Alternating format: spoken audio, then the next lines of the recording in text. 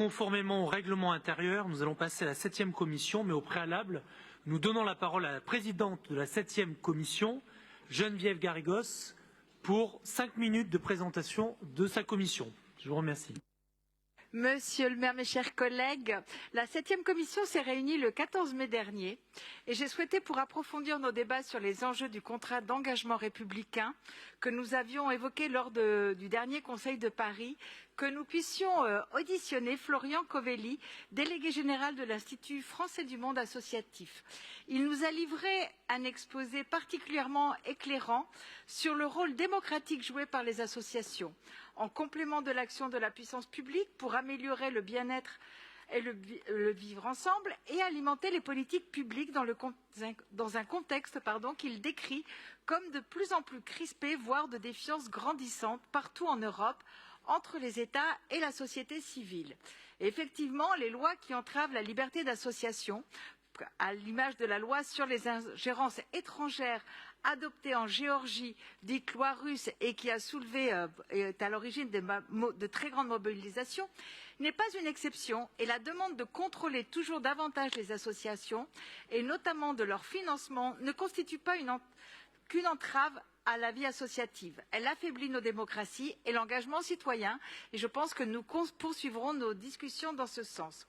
Nous avons, à la suite de cette présentation, abordé les sujets relatifs à la vie associative et la participation citoyenne avec Anouche Toragnan, qui nous a présenté les 16 délibérations relatives aux fonds d'animation locaux déployés dans chaque arrondissement qui permettent de subventionner 168 associations qui animeront les sites de festivités de proximité lors des Jeux olympiques et paralympiques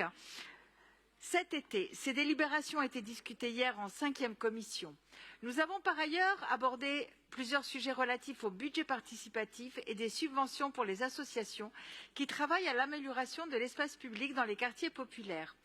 En l'absence d'Arnaud Nguetcha, c'est Anouche Toragnan qui nous a présenté les délibérations qui relèvent de notre politique internationale. À l'ordre du jour de nos travaux, aujourd'hui, l'accueil d'une journaliste syrienne à la Cité internationale des arts dans le cadre du réseau de solidarité ICORN, ou encore le déménagement de la Maison de l'Europe dans le 16e arrondissement.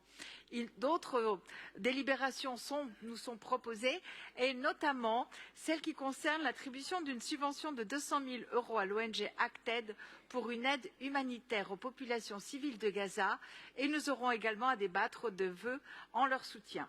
Pierre Abadan, quant à lui, nous a fait un point sur les dernières actualités qui concernent le sport, avec d'abord les nombreuses inaugurations d'équipements qui ont eu lieu ces dernières semaines. L'Arena Porte de la Chapelle, la piscine Valeret dans le 20e ou encore le bassin d'Austerlitz, qui permettra de rendre la scène baignable dès cet été. La ville est prête à accueillir les Jeux olympiques et paralympiques et cet événement unique au monde s'annonce comme nous l'avions toujours imaginé, festif, familial et populaire, afin que tous les Parisiens et les Parisiennes profitent au maximum de cette expérience exceptionnelle. Parmi les sujets qui concernent la délégation de Pierre Abadan, nous examinerons plusieurs délibérations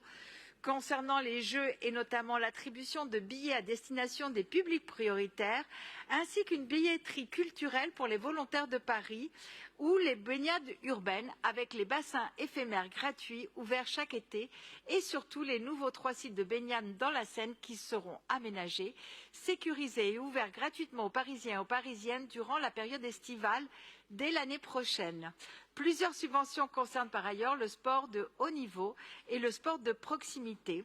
pour la délégation de Karim Ziadi. Pour conclure, je voudrais remercier les membres de notre commission qui étaient présents à la rencontre organisée par le président de Enfants d'Afghanistan avec des femmes politiques afghanes réfugiées dans différents pays est venue à Paris pour parler de la paix. Avec elle, nous avons pu échanger de la situation des femmes en Afghanistan, qui est toujours aussi préoccupante, et aborder un sujet qui nous concerne et qui est très sensible à la mer, à savoir le développement d'une convention sur le génocide de genre. Je vous souhaite de beaux travaux et vous remercie.